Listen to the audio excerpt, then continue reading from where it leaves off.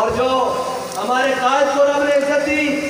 وہ ایک شاعر ہمارے دوست ہے کراچی سے، انہوں نے ایک شعر لکھا ہمارے قائد کے بارے میں کہ تیرے لہجے نے بتایا حق مصطفیٰ کیا ہے۔ ہمارے قائد کے لہجے نے بتایا، وہ لہجہ فیض آباد میں ہو، وہ لہجہ ممبر رسول پر ہو، وہ لہجہ کسی چوک میں ہو، وہ لہجہ مسجد وزیر خان میں ہو، وہ لہجہ کسی وزیر کے سامنے ہو، کسی وزیر اعظم کے سامنے ہو، کسی چودھری کے سامنے ہو، کسی جج کے سامنے ہو، کسی سردار کے سامنے ہو، وہ لہجہ ایک ہی تھا کہ چلیا تو کون ہے، ہم نے تو بس انہیں مانا،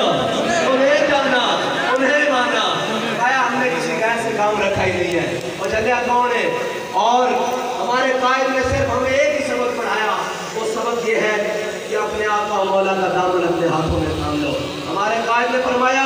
کہ 3.5 صدیاں ہو گئی ہیں، امت مار کھا رہی ہے، اگر امت دوبارہ اپنا عروج چاہتی ہے اور اپنی عزت جو اس نے کھوئی ہے وہ برقرار رکھنا چاہتی ہے اور وہی دوبارہ نشاط ثانیہ چاہتی ہے، تو پھر